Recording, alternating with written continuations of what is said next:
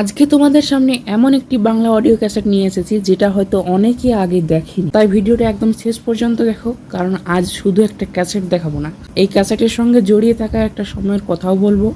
যদি তোমরা বাংলা আধুনিক গানের শ্রোতা হও অথবা পুরনো অডিও ক্যাসেট সংগ্রহ করতে ভালোবাসো, তাহলে এই ভিডিওটা তোমাদের জন্য। তো চলো আজকের ক্যাসেটটা দেখে নেওয়া যাক। এটা হলো এ মধুরাতে, শিল্পী মিতা চ্যাটার্জি। কভারটা দেখলেই একটা 90 দশকের বাংলা অডিও ক্যাসেটের অনুভূতি চলে আসে। প্রকৃতির শিল্পীর ছবি আর খুব অসাধারণ কিছু সুন্দর সুন্দর ডিজাইন। আজকের দিনে এমন কভার একটা দেখাই যায় না। আমি ব্যক্তিগতভাবে মিতা চ্যাটার্জির এই ধরনের ক্যাসেট খুব বেশি চোখে দেখিনি, তাই সংগ্রহে রাখতে আমারও ভালো লেগেছে।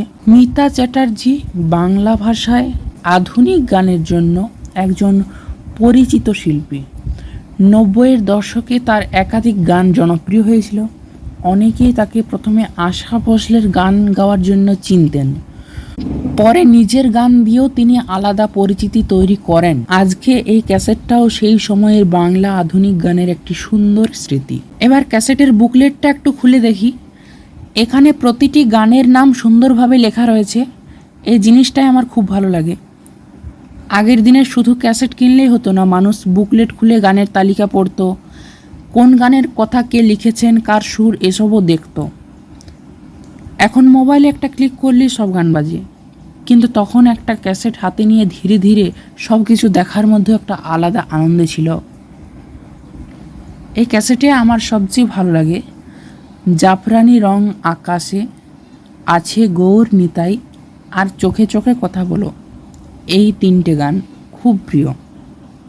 তোমাদের যদি এই অ্যালবামের অন্য কোনো প্রিয় গান থাকে তাহলে অবশ্যই কমেন্টে লিখে জানিও। এবার ক্যাসেটটা একটু খুলে দেখে নেওয়া যাক। এখানে দেখতে পাচ্ছ একটা ফরচুন কোম্পানির প্রকাশিত ক্যাসেট। তবে একটা কথা আমি পরিষ্কার বলতে চাই, এটা অরিজিনাল মাস্টার ক্যাসেট নয়। সম্ভবত এটি পরবর্তীকালে প্রকাশিত একটি ডুপ্লিকেট ক্যাসেট সংস্করণ। তাই আমি সেটাকেই বলছি যেটা ক্যাসেট দেখে বোঝা যাচ্ছে, কারণ ভুল তথ্য দেওয়া আমার উদ্দেশ্য নয়। আর সাউন্ড কোয়ালিটির কথা যদি বলি, একদম ক্রিস্টাল ক্লিয়ার না হলেও শুনতে খুবই পরিষ্কার। গান শুনতে কোনো অসুবিধা হয় না।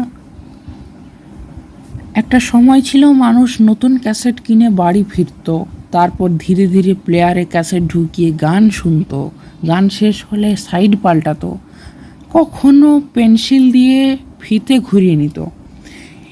এসব ছোট্ট ছোট্ট মুহূর্ত তখনকার দিনে আনন্দ ছিল। আজকের দিনে হাজার হাজার গান মোবাইলে থাকলেও সে অপেক্ষা, সেই ফিতে ঘোরা, সে ক্যাসেট হাতে নিয়ে অনুভূতি, এসব কিন্তু আর ফিরে আসে না। তাই পুরনো একটা ক্যাসেট শুধু গান শোনায় না, একটা সময়কে মনে করিয়ে দেয়। তো এই ছিল আজকের ক্যাসেট। ভিডিওটা যদি অবশ্যই তোমাদের ভালো লেগে থাকে তাহলে একটা লাইক এবং সাথে সাথে কমেন্ট করো। আর তোমাদের সংগ্রহে যদি মিতা চ্যাটার্জির কোনো ক্যাসেট থাকে অথবা কোনো বাংলা ভাষায় দুর্লভ অডিও ক্যাসেট থাকে তাহলে অবশ্যই কমেন্টে জানিও। আমার কমেন্টে পড়তে খুব ভালো লাগে। So thanks for watching. দেখা হচ্ছে পরের ভিডিওতে। ভালো থেকো, সুস্থ থেকো।